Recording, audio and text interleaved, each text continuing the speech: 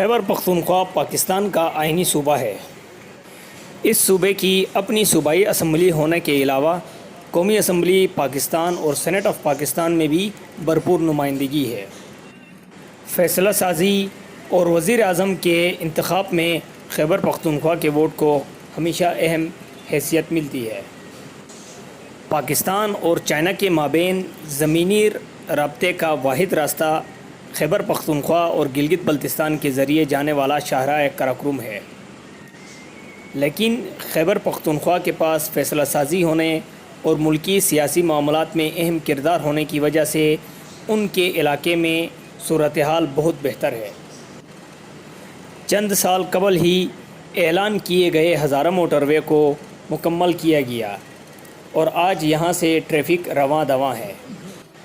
N35 کے نام سے جانے جانے والی یہ موٹر وے تھاکوٹ کے علاقے تک توسیع دے دی گئی ہے، تاہم کچھ تکنیکی امور کی وجہ سے ابھی تک باضابطہ طور پر اس موٹر وے کا افتتاح نہیں کیا گیا ہے، جس کی وجہ سے مانسہرہ کی پولیس کو یہ اختیار ہے کہ وہ من چاہے لوگوں کو اس راستے کے ذریعے جانے کی اجازت دیتے ہیں، جبکہ ناپسند لوگوں کو یا اپنی مرضی کے خلاف لوگوں کو وہ چلنے نہیں دیتے ہیں۔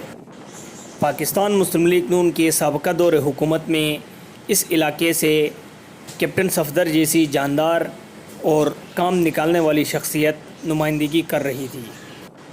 اسی طریقے سے موجودہ اسمبلی اور موجودہ حکومت میں بھی خیبر پختونخوا سے اہم شخصیات حکومت کا حصہ ہیں اور وزیر اعظم پاکستان عمران خان کا ساتھ دے رہے ہیں۔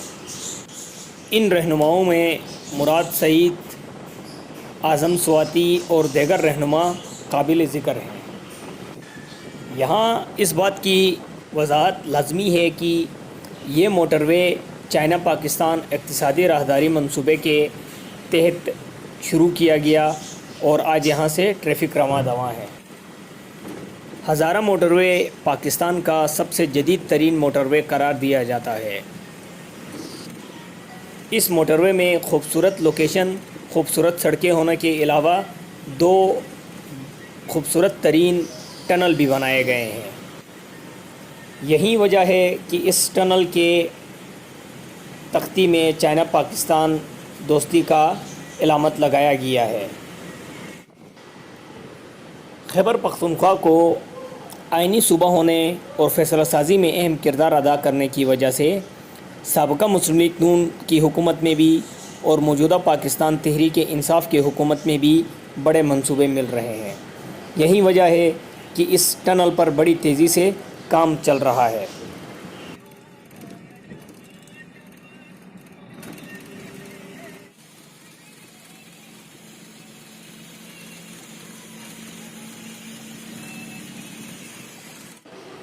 اس کے برعکس گلگت بلتستان کو ترقیاتی منصوبوں میں شمار ہی نہیں کیا گیا ہے۔ گلگت اور دیامر کو آپس میں ملانے والی واحد شاہراہ تتا پانی کے مقام پر ہمیشہ بلاک رہتی ہے۔ گزشتہ سال اس روٹ کے متبادل روٹ کے لیے دیامر یوتھ موومنٹ کی جانب سے ایک زبردست مہم بھی چلائی گئی، لیکن حکمرانوں کے کانوں پر جوں تک نہیں رینگ سکی۔ یہ مناظر تتا پانی کے مقام پر پھنسی ہوئی گاڑی کو نکالنے کے ہیں، جہاں پر عوام نے اپنی مدد آپ کے تحت اس گاڑی کو نکال لیا۔ تتا پانی کے اس مقام پر ہمیشہ روڈ بلاک رہنے کی وجہ سے گلگت بلتستان کے شہریوں، خواتین اور بچوں کو ہمیشہ مشکلات کا سامنا کرنا پڑتا ہے۔ بالخصوص موجودہ وقت میں جب پورے پاکستان سے گلگت بلتستان کے طلباء حصول تعلیم کے لیے اور جدید انٹرنیٹ کی سہولیات کے ساتھ اپنے گھروں کی طرف روانہ ہیں، اس صورتحال میں ان کو شدید دشواریوں کا سامنا کرنا پڑتا ہے۔ مسلم لیگ نون گلگت بلتستان کی سابقہ حکومت کے وفاقی حکومت کے ساتھ اچھے تعلقات ہونے کے باوجود وہ اس روڈ کو بنوانے میں کامیاب نہیں ہو سکے۔ اس روڈ کے حوالے سے گلگت بلتستان کے شہریوں کو سی پیک کے منصوبے قرار دے کر دھوکہ دیا گیا۔ یہی نہیں بلکہ اس روڈ پر حادثات ہونے کی وجہ سے کئی لوگ اپنی قیمتی جانوں کو ہاتھ دھو بیٹھے ہیں۔